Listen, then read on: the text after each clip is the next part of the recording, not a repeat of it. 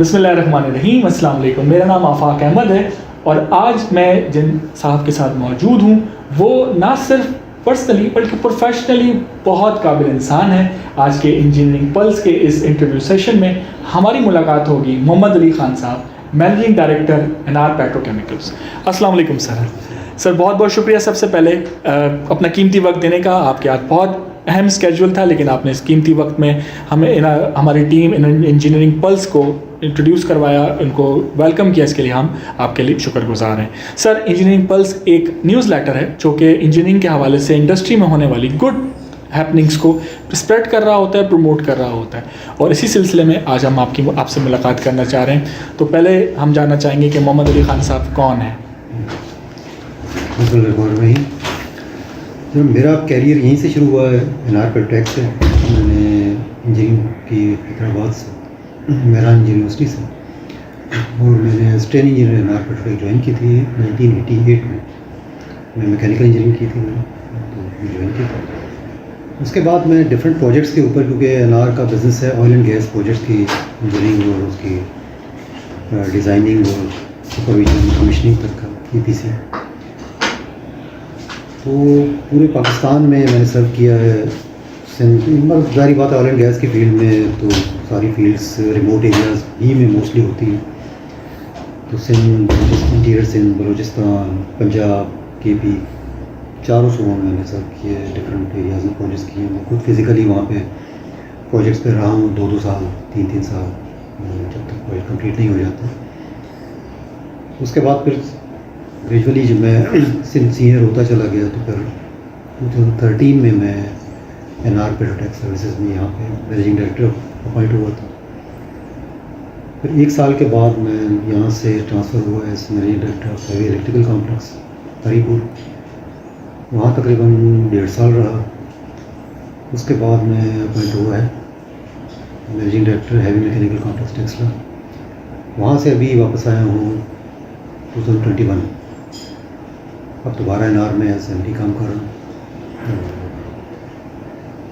सारे मतलब लेकिन फील्ड्स डिफरेंट थी, ये ऑयल एंड गैस है और प्रोजेक्ट पे बेस्ड ऑर्गेनाइजेशन, जबकि वो दोनों ही इंडस्ट्री थी, बेसिक इंजीनियरिंग इंडस्ट्रीज़ थी जहाँ पे मैंने सर्व किया। तो वो भी एक बिल्कुल एक अलग तरह का बिज़नेस है और अलग तरह की मैनेजमेंट है उसमें।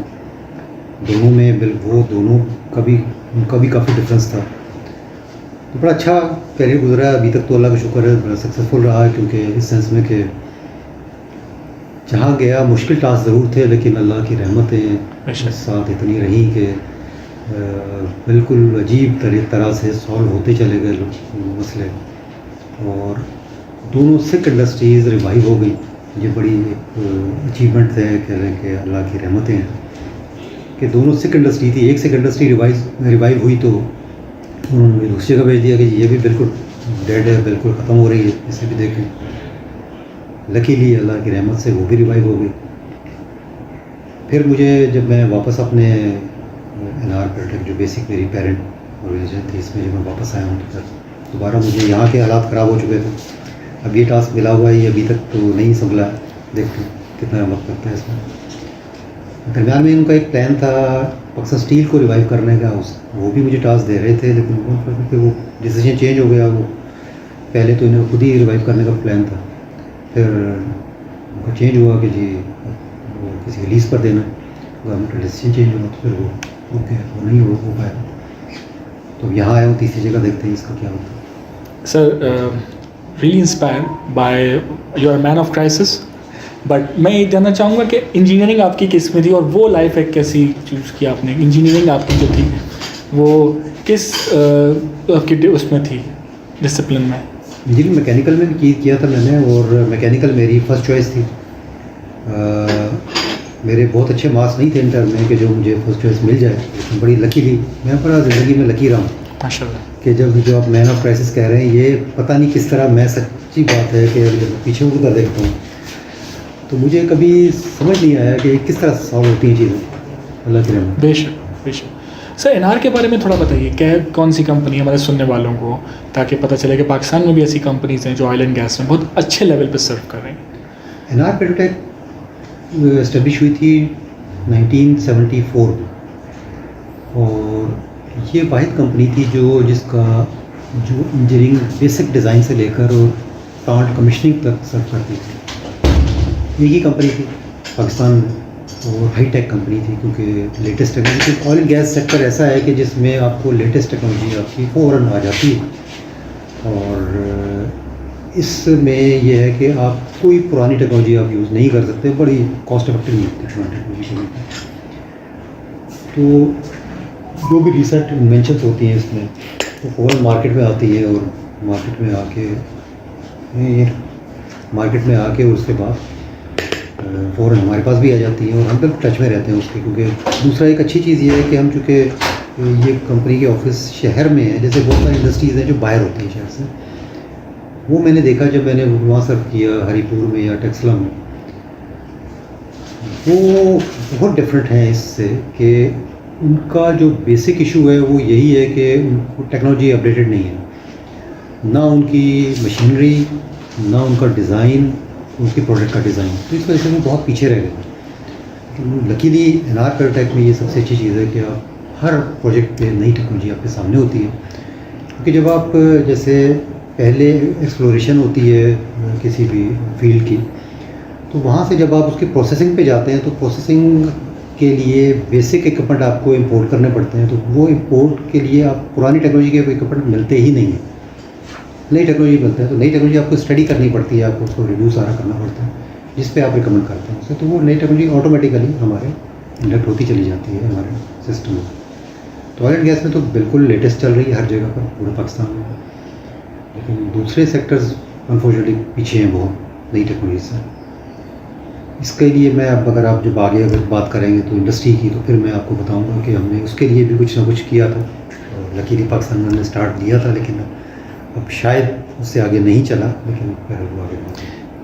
किसी भी मुल्क के लिए सही वक्त पे टेक्नोलॉजी को अडेप्ट करना सर क्यों इतना ज़रूरी है, और क्या अहमियत है इस चीज़ की कि हम सही टाइम पे टेक्नोलॉजी को अडेप्ट कर लें? किसी भी बिज़नेस में जो बेसिक्स होती है हमेशा कॉस्ट होती है। ट्रू। आप किसी भी टेक्नोलॉजी किसी भी सेक्टर में चले जाएं, अगर आप, क्योंकि टेक्नोलॉजी अपडेट होती रहती है, कॉस्ट और उसकी एफिशिएंसी दोनों अपडेट होती रहती है। जैसे मैं आपको एक मिसाल दूं, हमारे ही सेक्टर में था, हमारी कॉर्पोरेशन में Pakistan machine tool factory, yes, वो भी चूँकि हमारे ही सेम कॉर्पोरेशन में थी, तो रोज़ उनके इश्यूज़ भी डिस्कस हमारे सामने होते रहते थे। तो उन्होंने हमने एडवाइस भी किया था कि आपका बेसिक इशू है कि आपकी मशीन और प्रोडक्ट की टेक्नोलॉजी बड़ी ऑब्सलीट है। वो लेट 70s और 80s की टेक्नोलॉजी के इक्विपमेंट आज बनाकर ऑफ़र कर रहे हैं सेल के लिए, जो डेफिनेटली नहीं होंगे, सेल नहीं होते, मार्केट ख़त्म हो गई है उनकी। आपको जैसे वो एक डिफेंस की टेक्नोलॉजी बनाते हैं, रॉकेट लॉन्चर और मॉटर्स, वो 80s की टेक्नोलॉजी के रॉकेट लॉन्चर और मोटर ऑफ़र करते हैं मार्केट में, तो सारी बात है वो नहीं बिकने हैं। वो अगर बहुत ज़्यादा एफर्ट करते हैं तो बिकते हैं किसी, या तो पाकिस्तान की FC जो फ्रंटियर कंस्ट्रक्टरी, वो आपको पता है कि किस तरह कैसे एरियाज़ में काम करते हैं, तो मे भी उनके लिए किसी हद तक वो काम के होते हैं।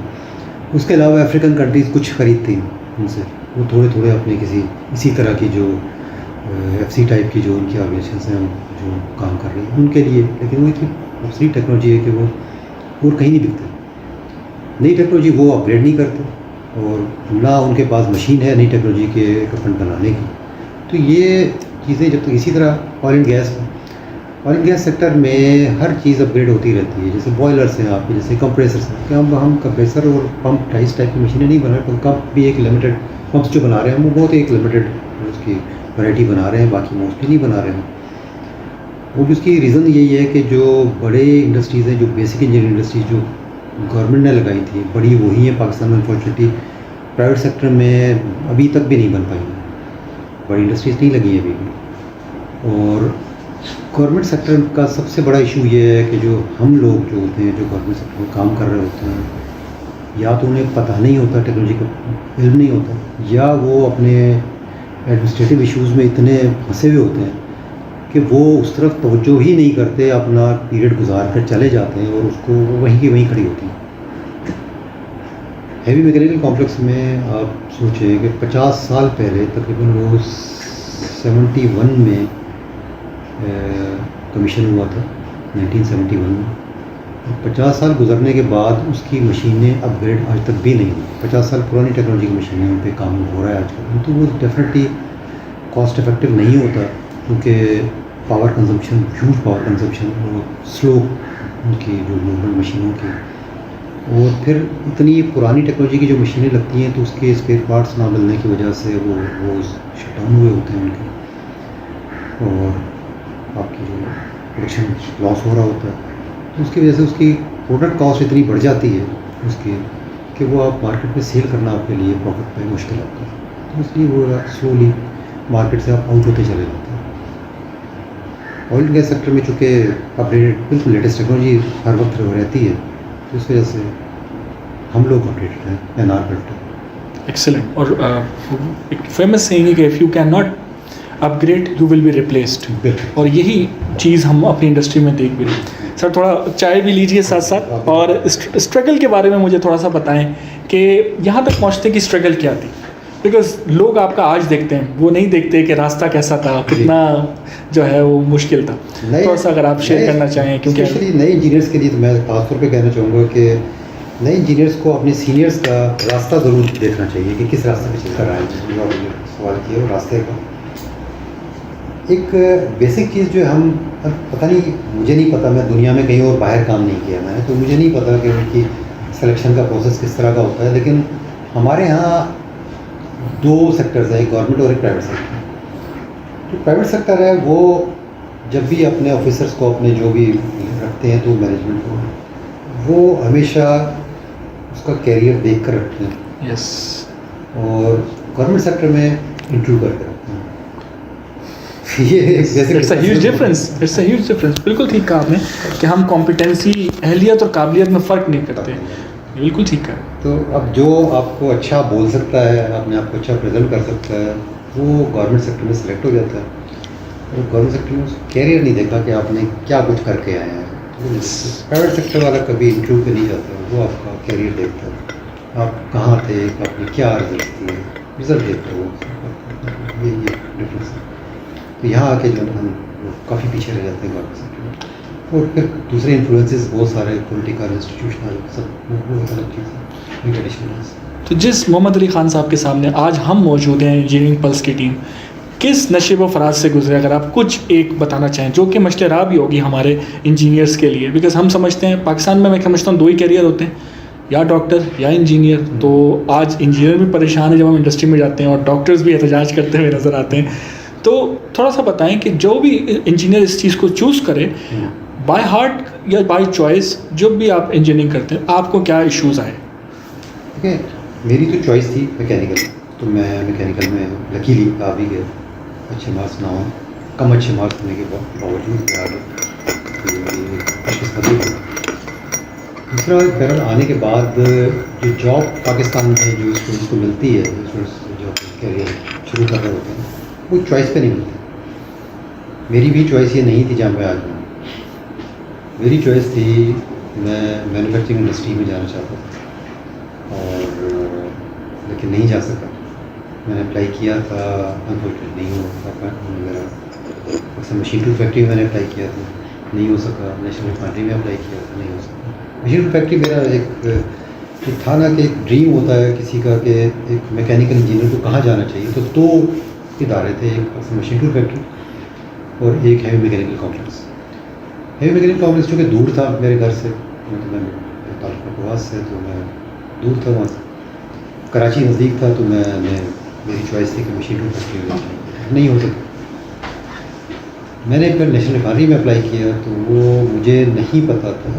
मैं ये भी एक बड़ा इशू है कि जो हमें हमारी यूनिवर्सिटीज़ को एड्रेस करना चाहिए कि यूनिवर्सिटी में जब हम होते हैं तो हमें ये पता नहीं होता कि कौन सा इदारा क्या कर रहा है, कहाँ पर है, कुछ नहीं पता होता। करियर डेवलपमेंट अलावा बुक्स देखने के और ये चीज़ जो कोई अपने इंटरेस्ट है।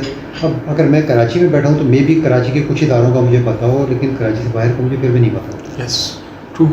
तो और जो कराची से बाहर इदारे हैं उनको भी अपने अपने एरियाज़ पे शायद पता हो, लेकिन उससे बाहर नहीं कोई इतना मालूम होता है। अब आजकल ठीक है, फिर कुछ आपके पास कोई एक फैसिलिटी है कि आपको एक नेट पे आप काफ़ी सारी रिसर्च कर सकते हैं, तलाश भी कर सकते हैं, बहुत सारी चीज़ें हैं। लेकिन उस ज़माने में तो बिल्कुल भी नहीं था कि आप सीनियर लोगों से जब मशवरे करते हैं, सीनियर लोगों से जब हम मशवरे करते थे, जब हम यूनिवर्सिटी में थे, तो सीनियर लोग ख़ास तौर पे जो इंटीरियर के लोग होते हैं ना, वो मोस्टली गवर्नमेंट जॉब पसंद करते हैं। यस। और शहर के लोगों की मेंटालिटी डिफरेंट होती है। अच्छा, अब हमारे जो सीनियर्स थे वो मोस्टली गवर्नमेंट जॉब कर रहे थे। ठीक है। तो उस गवर्नमेंट जॉब में जब उनसे पूछते थे तो वो तो बताते थे जी KDA में ये होता है, KSC में ये होता है, और उसके अलावा इरिगेशन डिपार्टमेंट में इस तरह से काम होते हैं। तो उन्होंने जो बेसिक चीज़ हमें उस ज़माने में बताई, जो मुझे याद है, कि ये जो कुछ आप पढ़ रहे हैं ये कभी आपके काम नहीं आना। And that is heart breaking news जब हमें मिलती है, ऑब्वियसली। बिल्कुल ठीक कहा आपने सर, तो बिल्कुल हम एग्री जब करते पढ़ रहे थे तो हमें बताया गया कि ये चीज़ काम नहीं आनी आपको, और जो क्या काम आना है वो हम आपको बताएंगे नहीं। हाँ। तो फिर हमने उसको ऐसा ही पढ़ा कि बस पास करना है। Yes, true. अच्छा, एक फिर अजीब हुआ ये कि जब मैंने अपना कैरियर स्टार्ट किया तो मुझे इस कंपनी का नाम भी नहीं पता था। तो मैंने नेशनल रिफाइनरी में अप्लाई किया था, और जो हमारे बराबर में। तो उन्होंने जब मेरी एप्लीकेशन भेज दी, जिसके अंडर वो एक स्टेट पेट्रोलियम कॉर्पोरेशन होती थी, मिनिस्ट्री ऑफ इंडस्ट्री, उसके अंडर आती थी वो, तो उन्होंने हेडक्वार्टर में क्योंकि वहाँ पे जो HR डिपार्टमेंट वहाँ था और वहाँ से अपॉइंटमेंट्स होती थी, तो मेरी वहाँ भेज दी एप्लीकेशन। उन्होंने मुझे इंटरव्यू के लिए बुलाया। इंटरव्यू करने के बाद उन्होंने फिर सेकंड टाइम दोबारा कॉल किया, तो उन्होंने कहा कि हम आपको अपॉइंट कर रहे हैं और हम नेशनल रिफाइनरी में कोई नहीं है इसमें कोई पोजीशन, हम आपको NR पेट्रोटेक में भेज रहे हैं। तो मुझे नहीं पता था NR पेट्रोटेक क्या है, क्या करते हैं। फिर उन्होंने मुझे भेज दिया, मैंने ज्वाइन कर लिया आके, क्योंकि जॉब मिल गई थी। तो मैंने पता किया कि जी ये तो बेसिक इंजीनियरिंग होती है। तो सच्ची बात है कि मेरा इंटरेस्ट नहीं था, लेकिन जॉब मिली थी और मैंने उस तरह से पढ़ा भी नहीं था। फिर मैं लकीली दोबारा गया और जाकर अपने सारे बुक्स और अपने नोट्स और सब उठा कर लाया कि ये चीज़ अप्लाई हो रही है बस। मैंने दोबारा से उन्हें पढ़ा, फिर मैंने पढ़ा प्रैक्टिकल जॉब के लिए पढ़ा। एग्जैक्टली। तो ये वो चीज़ें थी कि जो हमें अगर वक्त पर पता होता, जिस वक्त हम पढ़ रहे थे, तो हम उसको केयरफुली पढ़ते, देखते कि जी हमें प्रैक्टिकली काम आनी है आगे फील्ड में। तो अनफॉर्चुनेटली वो नहीं पता लग सका कि हमें पता लगा कि कुछ नहीं होना, ये काम नहीं आना। फिर आप दोबारा से पढ़ा, उससे दोबारा पढ़ा, लकीली अच्छा रहा, बेहतर हुआ। तो वही सारी यहाँ पे अप्लाई होती थी यहाँ पर इंजीनियरिंग में। तो हमने इंजीनियरिंग में स्टार्ट ले लिया, चलते चले गए। फिर कुछ इंटरनल इश्यूज़ भी बहुत सारे आते हैं जो हर जगह के होते हैं, कुछ ग्रुप्स होते हैं, कोई बहुत सारे रीजंस होते हैं, कुछ मैनेजमेंट के डिवाइड होते हैं, कुछ नहीं होते, कुछ बिल्कुल। तो बहरहाल बहुत सारे रीजंस होते हैं उसके। तो वो सब जगह, हर जगह भी जारी बात है कि इश्यूज़ तो होते हैं। वो उस तरह से करते हुए मुझे कहीं किसी वक्त की मैनेजमेंट मुझसे नाराज़ थी, तो उन्होंने मुझे एक ऐसी जगह भेज दिया इस डिपार्टमेंट में कि जिस पे यूँ कह लें कि जो थोड़ा सा डंकी वर्क कह लें उसे उस तरह का था, जो बेसिक इंजीनियरिंग से हट के थे। बहरहाल वो कुदरत जो अपने रास्ते बनाती है, वो मुझे प्रैक्टिकल एक्सपीरियंस हुआ। तो वो कुदरत के रास्ते अपने तरीके से बनते हैं, जो आपको नहीं पता होता, आज के दिन नहीं पता होता, आपको पता चलता है जब आप फील्ड आगे चलते हैं। तो आप पीछे मुड़कर देखते हैं तो आपको पता चलता है कि ये कुदरत ने किस तरह से रास्ते बनाए। जो उस मैनेजमेंट ने मुझसे नाराज़ होकर मुझे कहीं जहाँ भेजा था, वो मेरे लिए एक रास्ता बन गया और मेरे लिए इस टॉप तक पहुँचने का एक रास्ते मुझे बन गया। मुझे उन्होंने प्रोजेक्ट डिपार्टमेंट भेज दिया। प्रोजेक्ट डिपार्टमेंट में फील्ड्स में भी जाना था आपको। डेफिनेटली आपकी फैमिली के लिए बड़ा मुश्किल कि जी आपके फैमिली शहर में अकेले हैं, जो सारे प्रॉब्लम सॉल्व करने हैं, और आप फील्ड पर बैठे हैं कई सालों के, 1 साल के लिए, 2 साल के लिए, 1.5 साल के लिए। फिर दरमियान में आप आते हैं 2-4 दिन के लिए, 1 हफ्ते के लिए, उसके बाद फिर आपको मतलब फुल टाइम आपकी ड्यूटी बाहर शहर से। आपको मुश्किल है ज़रूर, फैमिली सफ़र करती है डेफिनेटली, लेकिन वही आपका एक रास्ता बन गया आपको ऊपर लाने का, जो कुदरत के तरीके होते हैं। जो बेसिक चीज़ है जो मुझे समझ आई इस पूरे कैरियर में, वो ये है कि आपके काम होते हैं, सिर्फ बेसिक काम होते हैं 2, मेहनत और ईमानदारी। एक्सेलेंट। मेहनत तो बिल्कुल ठीक है, लेकिन ये 2 चीज़ें ऐसी, ईमानदारी एक बेसिक चीज़ है। वो चीज़ है कि जो मुझे जो समझ आई ना बात, कि वो अगर आप उसको पकड़ लेंगे मैं नहीं समझता कि फिर आप कहीं कहीं फंसेंगे, कहीं मुश्किलात सख्तियाँ ज़रूर आती हैं, लेकिन कम से कम आपके रास्ते अल्लाह सीधे करता है। बेशक। और जहाँ आपने चोरी शुरू की, जहाँ आपने हक मारना शुरू किया लोगों का, जहाँ आपने ज़ाती मफादात को आगे रखा, तो वहाँ आप फिर तकलीफ में आएंगे। वहाँ आप में तकलीफ में इस तरह आएंगे कि फिर आपके लिए आसानियाँ कम और मुश्किलात बढ़ जाएंगी। चाह लीजिए। और अब अगला सवाल मेरा है कि सर कोविड-19 वो साल था हमारी ज़िंदगियों में जो हम दुआ करेंगे कि कभी ना आए। As a director, as a decision maker, it was hard to push up the industry to regulate all the requirements of कोविड-19 in to the work, but at the same time oil and gas एक ऐसा sector था जो उस वक्त बहुत ज़्यादा चल रहा था, फार्मा इंडस्ट्री लाइक टेक्नोलॉजी। वो थोड़ा सा बताएं कि आपने ऐसे क्या इनिशिएटिव्स लिए, अगर आप अपने हाइलाइट्स देखते हैं लास्ट कुछ सालों के। तो यहाँ नहीं था, ऑलरेडी इसमें नहीं था, मैं इंडस्ट्री में था। अच्छा, तो 21 में वापस आया। 21। और अभी अगर आपने कोई अपने इनिशिएटिव्स बताएं जिस पर you feel very proud and very satisfy कि दीज इनिशिएटिव जो मैंने इनार पेट्रोटेक के लिए लिए हैं, वो मे बी लोग अब नहीं समझ रहे, बट आने वाले सालों में आप समझते हैं कि वो इनिशिएटिव ऐसे हैं जो आप चाहेंगे कि एज अ केस स्टडी या एज एन लेसन अंडरस्टैंड किए जा सके। इनार पेट्रोटेक में तक मैं उसको नहीं करूँगा, लिमिटेड नहीं करूँगा उसको थोड़ा सा आगे बढ़ें कि जैसे ओवरऑल कैरियर के कह लें आपसे। जी सर। इंजीनियर्स के लिए आप जो बात करेंगे तो कुछ चीज़ें ऐसी हैं कि जो हमने शुरू की थी जब मैं हैदराबाद में जब पढ़ रहा था, मेरे ज़्यादातर दोस्त थे डॉक्टर्स। इंजीनियर्स कम थे, डॉक्टर्स ज़्यादा दोस्त थे। तो उनके पास एक बड़ा अपॉर्चुनिटी होती थी कि जी हाउस जॉब कि जी आपने कंप्लीट किया और उसके बाद आप 1 साल का हाउस जॉब प्रैक्टिकल एक्सपीरियंस होता था हॉस्पिटल में, जो अटैच्ड होते थे किसी भी मेडिकल कॉलेज के साथ। तो उस वक्त हमेशा हमारे यहाँ मेरे जहन में सवाल उठते थे कि क्यों नहीं कोई इंडस्ट्री मेरी इंजीनियरिंग यूनिवर्सिटी के साथ अटैच है कि जिस पे मैं भी प्रैक्टिकल एक्सपीरियंस ले सकूँ, मुझे भी 1 साल की ट्रेनिंग मिल जाए। प्रैक्टिकल ट्रेनिंग तो जब ही होगी, तो ऑन जॉब ट्रेनिंग होगी, तो वो क्यों ऐसा नहीं है। अनफॉर्चुनेटली नहीं था पाकिस्तान में। फिर वो बात बहरहाल हमेशा मेरे जहन में रही। और इत्तफाक से जब मैं हैवी मैकेनिकल कॉम्प्लेक्स में था, तो हैवी मैकेनिकल कॉम्प्लेक्स के बिल्कुल साथ means within 200 metres university of engineering technology Taxila, वहाँ पे साथ ही बिल्कुल। और लकीली पाकिस्तान इंजीनियरिंग काउंसिल के वाइस चेयरमैन जो थे डॉक्टर नियाज़ अख्तर, जो भी पंजाब के वाइस चेयरमैन है आजकल पंजाब यूनिवर्सिटी के VC हैं, वो उधर के VC थे। अच्छा।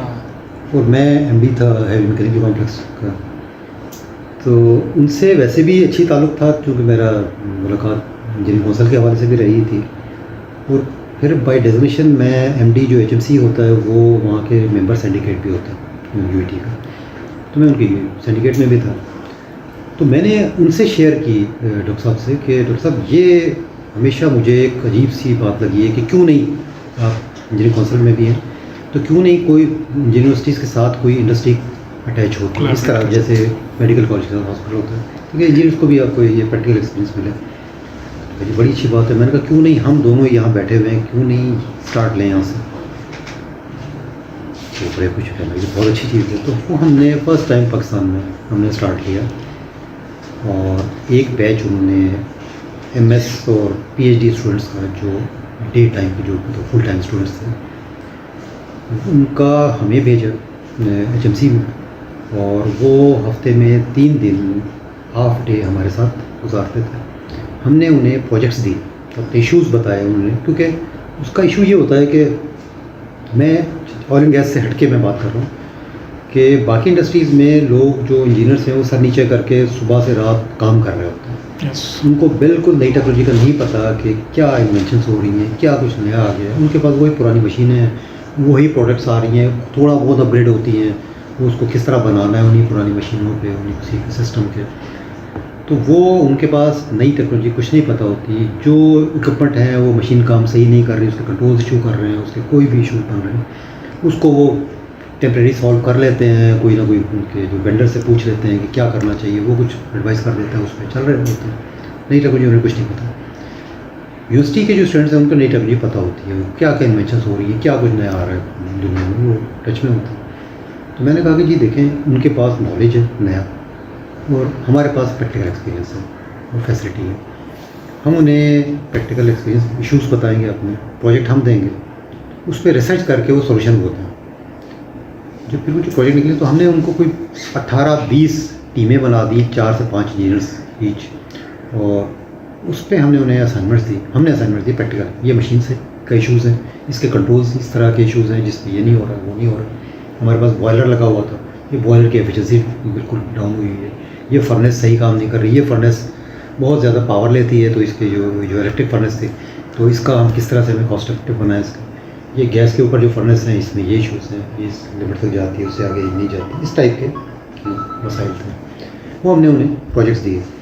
उसके बाद उन्होंने नई टेक्नोलॉजी के मुताबिक रिसर्च की, अपनी जो भी सीनियर से एडवाइस ली, और वो उसके सोल्यूशन उन्होंने बनाने शुरू किए। और वो प्रोजेक्ट एक टाइम के बाद 6 महीने बाद उन्होंने सारे प्रोजेक्ट सबमिट किए, जो कि स्टडी किए गए, एक टीम ने स्टडी की उसे, इंजीनियर्स की टीम ने। उनमें से उन्होंने कोई 18 में से 2 प्रोजेक्ट निकाले कि इसको प्रैक्टिकली इसको हम करने की कोशिश करते हैं कि इस किस तरह से ये जो उन्होंने जो सजेशन दिए इस पर रिजॉल्व हो जाता है प्रॉब्लम।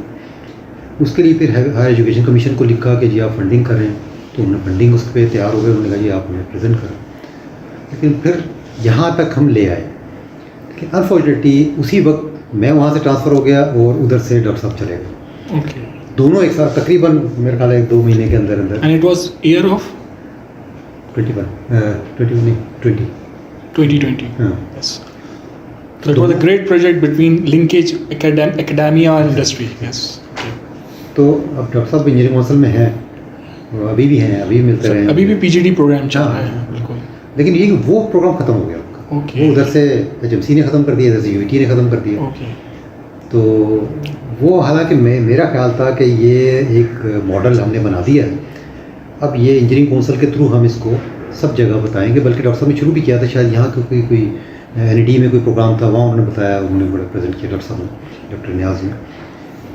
तो उन्होंने एकदम कहा कि जी मतलब उन्होंने बताया कि जी मेरे लिए कि जी वो भी आपके कराची के हैं, कराची से गए हैं, तो उन्होंने कहा कि नेक्स्ट टाइम जब आएंगे तो उन्होंने मुझे कहा कि आप विज़िट करना, उन्होंने बुलाया आपको। फिर तबाक से मैं वहाँ से ट्रांसफ़र हो गया, तो फिर यूनिवर्सिटी में चला गया था, फिर आ गया 21 में। तो फिर आगे बात बनी नहीं, हो नहीं सका है, उन्होंने तो उनका भी कॉन्टेक्ट नहीं हो सका, मैं कुछ तो डिसलोकेट हो गया था वहाँ से, तो फिर मैं अपने इशूज़ में फंस गया, तो वो फिर रह गया। लेकिन वो ये ऐसा है कि ये शायद आप इस पर भी आप कुछ इसको आगे लेकर चले, यूनिवर्सिटीज़ को बताएं। Yes. कि ये ऐसी चीज़ है कि जो इंजीनियर्स के लिए बड़ी बेसिक चीज़ है। अभी जो पाकिस्तान इंजीनियरिंग काउंसिल ने शुरू किया है कि जी इंटर्नीज़ का प्रोग्राम 6 महीने की ट्रेनिंग का, मैंने उन्हें कहा था डॉक्टर साहब, ये शेख साहब को, मैंने कहा जी इसको साल का करें, Very good initiative. लेकिन ये कि वो अभी तो करने का भी अप्रूव नहीं है, हमारे पास 6 महीने का है। तो हमने जो उनसे 25 इंजीनियर्स हमने लिए थे, हमने अपने पास से उसको एक्सटेंड कर दिया 6 महीने हो गए। जबरदस्त। तो हमने कहा जी कम से कम जितने हमारे पास आते हैं उनको तो बिल्कुल पॉलिश करके भेजना है। Excellent. देखते कुछ को हम भी एब्जॉर्व कर लेंगे जो जितनी हमें। It means कि 6 मंथ के बाद आपने उनको मजीद 6 month, it will be a 1 year project with हाँ। NR Petrotech. Okay. तो ये चीज़ इंजीनियर्स के लिए बड़ी ज़रूरी है, जिस पे आपको हाईलाइट करना चाहिए, यूनिवर्सिटीज़ को भी बताना चाहिए, इंडस्ट्रीज़ को भी बताना चाहिए कि ये लिंकेज बहुत ज़रूरी है स्टूडेंट्स के लिए, प्रैक्टिकल एक्सपीरियंस के लिए। ये हमने किया था, तो ये एक बड़ी अचीवमेंट है हमारी। It's a game changer. अब बिल्कुल ठीक, पूरी दुनिया में जो कौमों की तरक्की है वो टेक्निकल लोगों की तरक्की में पोशीदा है, और इंजीनियर्स किसी भी मुल्क के लिए एक सरमाया होता है, इसमें कोई शक की बात नहीं है। Sir, in the last part of the our session, आजकल आप देख रहे हैं इंडस्ट्री में एक क्राइसिस है, डिफरेंट इकोनॉमिक एक्टिविटीज़ हैं, oil and gas is one of the reasons जिसकी वजह से जो हमारी पर्सनल लाइफ पे इम्पैक्ट आता है। आप क्या समझते हैं, क्या एडवाइस करना चाहेंगे एज एन एक्सपर्ट के, और आपने पिछले दिनों देखा कि एलसीज बंद थी, उसकी वजह से भी इंडस्ट्री ग्रो नहीं कर रही है, इस हवाले से अगर आप कुछ अपनी एडवाइस देना चाहें या कोई बात शेयर करना चाहें। पाकिस्तान में असल में देखें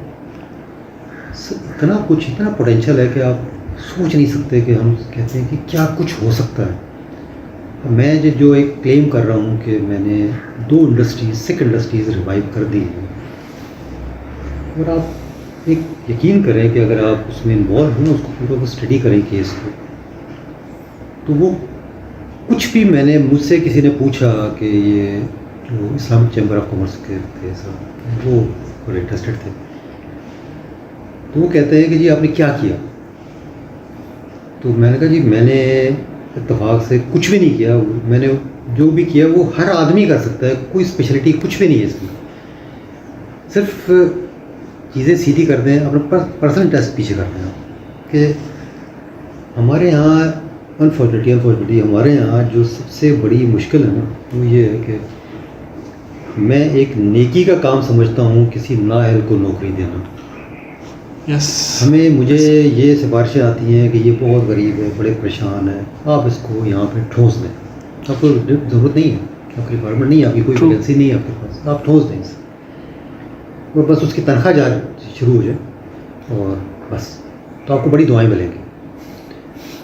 ये बात अनफॉर्चुनेटली हर जगह हमारे है, तो ये वो बेस है जिसको हम अपने बुनियादों को हथौड़े मार रहे हैं। It's a root cause for the disaster. तो बिल्कुल ठीक है, हम खुद अपने हाथों से उसको तबाह कर रहे हैं। कि मैं समझता हूँ, ऑनेस्टली मैं समझता हूँ कि किसी भी बगैर ज़रूरत के किसी को इवन जॉब देना, ठीक है, आपके मेरे ज़ाती पैसे हैं, मैं अपने पास दे दूँ, यस, ये मेरी अपनी तनख्वाह है, अगर मुझे किसी पे रहम आ रहा है, किसी की तकलीफ़ महसूस कर रहा हूँ तो जेब में हाथ डाल दूँ। लेकिन सरकारी खर्च को या मतलब किसी इदारे को उसको लोड कर देना इस तरह करके, उससे सबसे बड़ी इशू ये आता है कि जब आप उसको एक्स्ट्रा लोड करते चले जाते हैं तो आपकी प्रोडक्ट की कॉस्ट बढ़ जाती है और आप फिर कॉम्पीट नहीं कर पाते, स्लोली आप पीछे चल जाते हैं। तो क्या हम ये अच्छा कर रहे हैं कि मैंने इतने को नौकरी दे दी या इतनों को करवा दिया, जबकि आपने एक इदारा तबाह कर दिया आपने। और जहाँ कहीं आप ये नहीं करते, एक चीज़, दूसरा एक बड़ी तो बेसिक मैं बात बताऊँ आपको कि जब हम स्टोरीज़ पढ़ते हैं तो हमारा बड़ा दिल भर जाता है कि फला बंदा बड़ा डिज़र्विंग था, बड़ा बहुत ही इंटेलिजेंट था, डिज़र्विंग था, उसको मैंने उसकी सिलेक्शन हटा के मैंने एक किसी अपनी मर्ज़ी का बंदा डाल दिया। हम पढ़ते हैं, बड़ी अजीब सी स्टोरी लगती है कि यार क्या जुल्म किया, क्या ज़्यादती की, क्या मैं खुद ये नहीं कर रहा हूँ? बिल्कुल। तो आप खुद वहाँ भी तो रख के देखें ना अपने आप, सेल्फ इवैल्यूएशन की ज़रूरत है। हाँ देखें, मुझे कल, हर मुसलमान को पता है कि कल उसे खड़ा होना है एक जगह पर। मैं एक बेसिक चीज़ से हमेशा बात करता हूँ कि जब मैं एक इदारे का सरबराह हूँ, कल मुझे एक एक्सपर्ट्स की टीम बुलाती है मिनिस्ट्री में, किसी गवर्नमेंट की जगह पर, जहाँ पे शायद कोई मिनिस्टर भी मेरा बैठा है, मेरा सेक्रेटरी भी बैठा है, प्राइम मिनिस्टर भी शायद कोई वो भी बैठा होगा, और वो कहेंगे जी आप प्रेजेंट करें इसे, और मुझे ये खौफ से मेरी टांगें काँप रही होती है कि यार इतने बड़े लेवल पे मैं प्रेजेंट करने जा रहा हूँ, कोई गलती होगी तो क्या हो, उसमें क्या हो सकता है ज़्यादा कि भाई ये बंदा इस पोजीशन के लिए आया नहीं, आप इसको हटाएं, दूसरा लगा दें, बस, इससे ज़्यादा कुछ भी नहीं। इवन आपकी जॉब तक नहीं जाती, ठीक है, आप अपने स्केल में मौजूद हैं, आपको तनख्वाह पूरी मिल रही है, आप कुछ चेंज नहीं कर सकते, मुझसे पोजीशन चेंज कर सकते, इस सीट से उठा के उस सीट में उठा दें, इससे ज़्यादा कुछ नहीं होता। लेकिन जहाँ पे आपको कल जाके खड़ा होना है ना, वो जगह है कि जहाँ पे आपके हज़ारों लाखों साल के फैसले होंगे कि आपको अच्छी जगह जाना है या आग में फेंक दिया जाना है। और उस जगह वो सब लोग जिसके साथ जुल्म करके आपने, जिनके हक मार के आपने दूसरों को नौकरियाँ दी थी, वो उस जगह जाके आपके सामने खड़े होंगे, आपका क्लेम कर रहे होंगे। तो क्या आप तैयार हैं ये सब सुनने को, या अपना हिसाब देने को तैयार है? HMC में मैं जब गया तो एक मतलब अजीब केस होते हैं बहुत सारे। नया बैच इंटर करना था, तो मैंने पूरा प्लान एक बनाया था कि किसी तरह से रिवाइव करना, उसमें तो अगर बुरे हालात थे, जब कंपनियाँ बंद थी, फैक्ट्री बंद थी, तो रिवाइव करना था। फिर नया बैच इंटर किया, इंजीनियर्स का 40 इंजीनियर्स और 10 फाइनेंस हो गए, उसके एडमिनिस्ट्रेशन के लोग थे, बिजनेस का। उसको मैंने सोच लिया था, मैंने कहा जी इसमें एक सिंगल आदमी भी मैं सिफारिश पे नहीं आने दूँगा। अब स्टेट ओन्ड कंपनी जिसको एडवर्टाइज़ करके रखना है, उसमें आप सोच सकते हैं कि जी आप एक सिंगल आदमी भी नहीं रखेंगे सिफारिश पे। मैंने पूरी जंग की और मैंने एक सिंगल आदमी भी नहीं रखा, है मेरा क्लेम है। और वो आज के दिन वो बैच वहाँ पे मशहूर है कि वो फला बंदा उस बैच में है जो मेरिट पर आया था। क्या बात है। तो बैच, लेकिन जितना मुझे जूते पड़े उसमें, लेकिन मैंने अपना काम पूरा किया कि मैंने 50 में से एक सिंगल आदमी भी सिफारिश नहीं रखा। बिल्कुल, मौला अली का भी कॉल है कि जब भी आप कोई नेकी करो तो उसकी बदी से बचने की दुआ भी करो। अब बिल्कुल आप ठीक कह रहे हैं कि जब भी आप ये कॉल जो है ना, ये अगर हम इसको अडॉप्ट कर लें ज़िंदगी में अपनी, तो पता नहीं हम क्या बन जाए, यकीन करें क्या बन जाए, कहाँ हम खड़े हैं। और जो अनफॉर्चुनेटली ये तबाही हमारी इसीलिए है कि हम ये कोल सिर्फ पढ़ते हैं, सुनते हैं, बड़ा सर धोते हैं, ख़त्म। तो वहाँ पे आप ख़त्म कर देते हैं प्रैक्टिकली, क्योंकि बड़ा तकलीफें होता है ये चीज़ अडॉप्ट करना, बहुत तकलीफें होता है। तो तकलीफ उठा रहे हैं, अगर आप या तो एक आदमी उठा लें या फिर सब उठा लें। तो मैंने वो 50 का बैच एडिट किया, वो मेरी सबसे बड़ी अचीवमेंट है कि वो मेरिट पे कर दिया उसे, अल्लाह का शुक्र। बिल्कुल। तो ये चीज़, वरना आप यकीन करें कि आप ये सोच लें कि किस को आप जवाब देंगे जब वो हिसाब करने के लिए खड़े होंगे। आपकी इतनी छोटी लेवल पे जब आपकी टांगें काँप रही होती हैं तो जाके क्या करेंगे। बिल्कुल आप ठीक कह रहे हैं, और इस चीज़ को समझने की भी ज़रूरत है, इंडस्ट्री को भी इस बात को समझने की ज़रूरत है कि हमें सिंपैथेटिक हायरिंग से ज़्यादा कॉम्पिटेंट हायरिंग की तरफ आना चाहिए। उससे नुकसान नहीं होगा, आपको फ़ायदा होगा उससे। देखें, इंडस्ट्री या कोई भी बिजनेस, या एनआर बायोटेक इंडस्ट्री नहीं है, एनआर बायोटेक जो इंजीनियरिंग कंपनी है, एक्सपेंड होगी, सही लोग आएंगे, एक्सपेंड होगी, एक्सपेंड होगी और लोगों को रोज़गार मिलेगा, बेहतरी आएगी। बिल्कुल अच्छी बात। लेबर तक तो ठीक है कि जी लेबर, आप नया बंदा आ रहा होता है, वो उसको जारी बात है, उसका कोई एक्सपर्ट नहीं होता, वो एक अनस्किल्ड होता है, वो तो आप कोई भी रख लें। तो नॉर्मली लेबर तो लोकल ही होते हैं, जो जहाँ कहीं होते हैं वो वहीं लोकल आ रहे होते हैं। लेकिन ये आपको कॉम्पिटेंट रखने चाहिए, एटलीस्ट जो सीनियर लोग, मतलब एटलीस्ट जो ऑफिसर्स हैं आपके, ये आपकी कॉम्पिटेंसी बड़ी ज़रूरी है। अदरवाइज़ आप मेरिट ज़रूरी है, अदरवाइज़ आप बिल्कुल आप अपने मुल्क को, अपने आप को भी नुकसान पहुँचा रहे हैं, लेकिन मुल्क को बहुत बड़ा नुकसान पहुँचा रहे हैं, इदारे तबाह कर रहे हैं। तो अनफॉर्चुनेटली हो रहा है, वो बड़े खुल के कर रहे हैं। और क्या कहें कि किसी को कि मैंने अपने सारे दोस्त, रिश्तेदार और सीनियर्स नाराज़ किए इस पर। आज तक मुझे ताने मिलते हैं जहाँ कहीं, तो मैंने कहा कि मैंने नहीं किया। अल्लाह का शुक्र, अल्लाह का शुक्र है, अल्लाह से बड़ी शुक्र अदा करता हूँ जो नहीं किया। इसकी वजह से सीधी हुई चीज़, अल्लाह ने बड़ी रहमत की मेरे ऊपर, बहुत रहमत की। मैं कहता हूँ ना कि ये सारी जो कुछ है, मुझे किसी ने कहा था कि जी एक जगह कहीं पे मुझे अपॉइंट किया, जब यहाँ पे हुआ तो वो मुझे किसी ने जाके कहा कि जी बहुत बड़ा प्रोजेक्ट हमें मिल गया है। ये वही इसी का SHGC वो 6% अच्छा, मुझे भी 8%। तो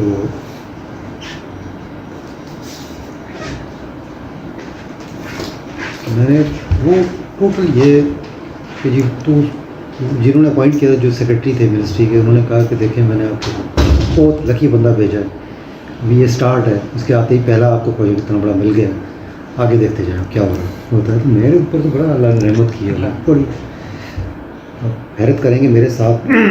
मैं यूनिवर्सिटी में एक एवरेज स्टूडेंट होता था, मुश्किल से मैं बता रहा हूँ कि मैंने बस इतना पढ़ा था कि पास हो जाए, और उसको मैंने सिंपल बी किया, आगे कोई मास्टर्स नहीं किया उन्होंने।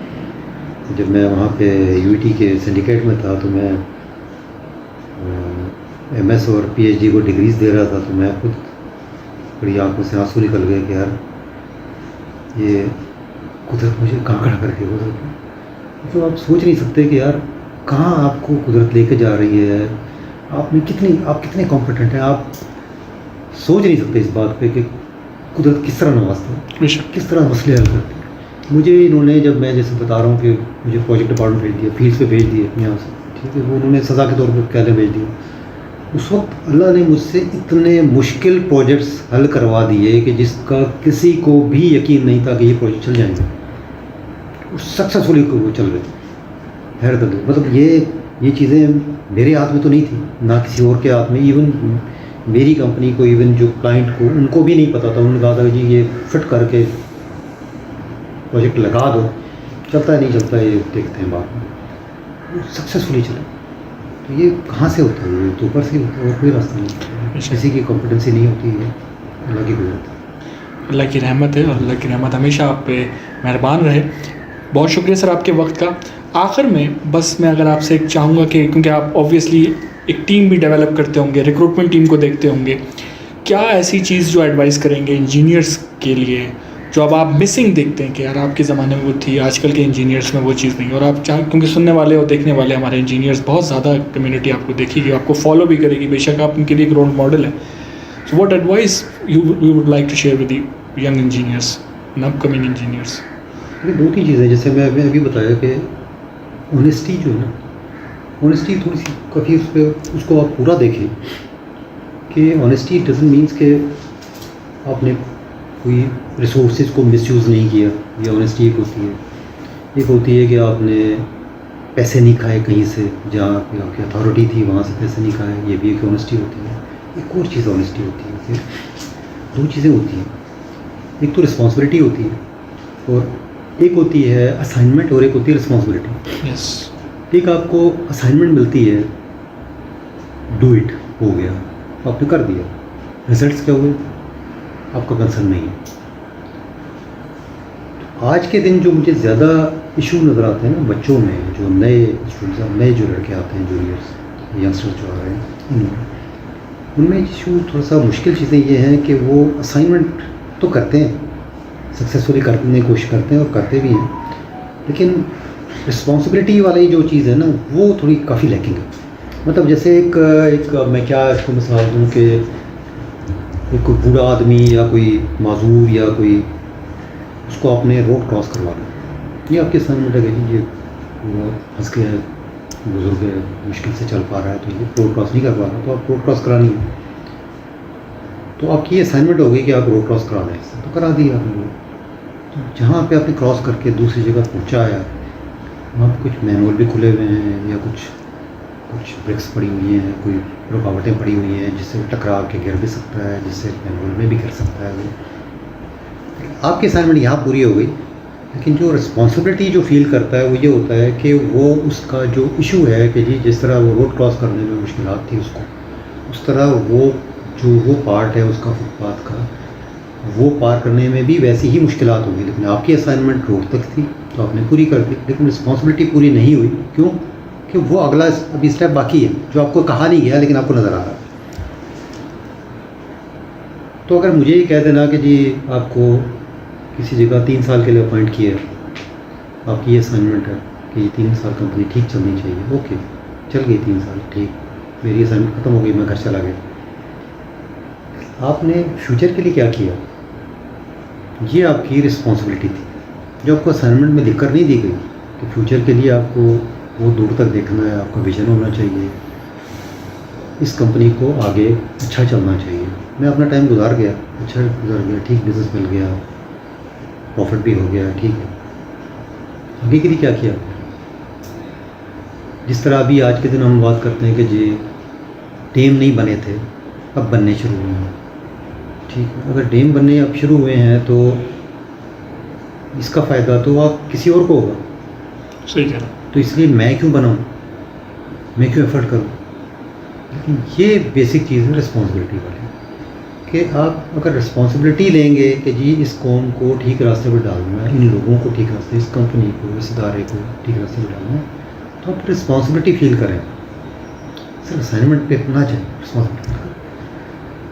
तो मैं तो अपनी टीम में जो भी उनको लोगों को हाई रेट करता हूँ जो रिस्पॉन्सिबिलिटी फील करते हैं, जो एक सोल्यूशन, जैसे किसी ने कहा ना कि नहीं पढ़ रहा था, फिर किसी तो भूल गया, हम छोड़ दें उसे, कि जो रिस्पॉन्सिबिलिटी फील करके आगे चलते हैं ना कि जी मुझे ये असाइनमेंट तो दी गई है, लेकिन असाइनमेंट के बहुत सारे दूसरे चीज़ें भी साथ अटैच्ड हैं जिसको जो मेरी असाइनमेंट में लिखी हुई नहीं है, लेकिन ओवरऑल तो आपको देखना चाहिए। ये आपको ठीक है, कल नहीं पूछेगा, आपका टाइम पीरियड गुजर गया, ख़त्म हो गया, लेकिन जैसे एक मैं आपको बल्कि एक मिसाल भी दूँ, यूईटी टेस्ला ही की मिसाल दूँ। उन्होंने एक 2-3 नई टेक्नोलॉजी लेकर आए थे, तो उन्होंने सिंडिकेट में रखा उसके अप्रूवल के लिए। मुझे याद नहीं कौन कौन सी टेक्नोलॉजीज थी, 3 नई टेक्नोलॉजी के लिए उन्होंने, मेरा ख्याल है कि शायद 150 या 200 नई सीट्स भी उन्होंने उसमें डिमांड की थी कि जी ये नए इंजीनियर्स हम नए एडमिशन्स देंगे 200 सीट बढ़ाने के लिए। अच्छा, अनफॉर्चुनेटली हम लोग जो जाके बैठे होते हैं सिंडिकेट में, वो मोस्टली ठप्पे लगाने के लिए बैठे होते हैं, चुप करके बैठे होते हैं, या बोर्ड ऑफ डायरेक्टर्स में बैठे होते हैं, चुप कर, वो यूँ कह लें कि हम प्रिविलेज होती है जो हम इंजॉय कर रहे होते हैं, रिस्पॉन्सिबिलिटी पूरी नहीं कर रहे होते।